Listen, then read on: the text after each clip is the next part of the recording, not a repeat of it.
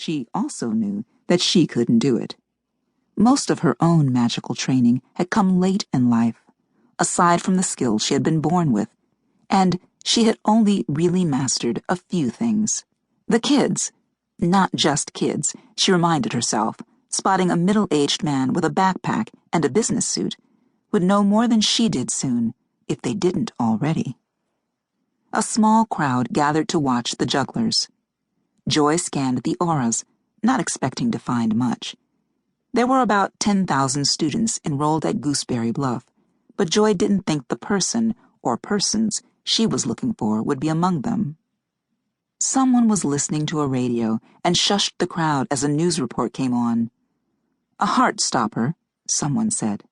Joy took a few steps closer to the radio. Attack was foiled by the KNPA in Seoul. The discovery was made less than an hour ago, and details are still coming in, but it appears that a downtown subway station was the target. We'll have more on this story as it develops. Joy listened until it was clear that there was no more information on the story, and then she went inside.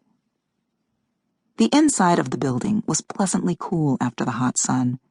She checked the big clock in the lobby and hurried across to the open staircase ascending to the second floor. Another Heartstopper. No. She squeezed her eyes and shook her head. She couldn't do anything about that, not from here. She had to focus on the job at hand. The college library was at the top of the stairs. As she was about to enter, she noticed a table next to the door and a sign above it. Feline allergies? Please spray hands and face before entering. Joy stared at the antique perfume spray bottle on the table for a moment. Then, because she was not allergic, she just opened the library door and walked in.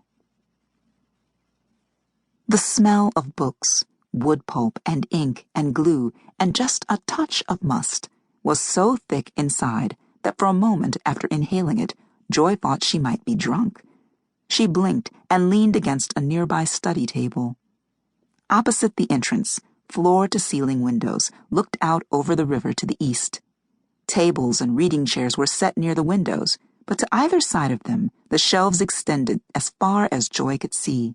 Farther, she felt certain, than the length of the building itself. She spotted the circulation desk and crossed over to it, but no one was there, and there was no bell or buzzer that she could see. She looked around for some kind of a reference desk. The place seemed to be deserted. A gray and black cat leaped up onto the circulation desk next to her, glanced at her sidelong, and stretched its forepaws out in front of it. Joy could see that the wood was already lightly scratched in many places. "Hello there," she said. The cat finished stretching its front legs, straightened up, and sat down in front of her. "Are you the only one here?" she asked. The cat curled its tail around its feet and stared at her. Joy had heard of working animals. Supposedly, the Canadians had wolves helping them with their border patrols, and there were all those rumors about the Navy and its dolphins. She'd just read an article about a treaty that the Maasai had signed with the elephants of Kenya and Tanzania. She had never heard of a cat running a library, but she didn't see anyone else here. She looked around once more, but saw nothing but the shadow of the bluff crossing the river and the stacks extending off into infinity. "So," she said to the cat, "can I talk to you about placing some books on reserve?" "He's not much help with books unless they're dangling from a string." A tall man with dark hair, graying at the sides, approached the desk.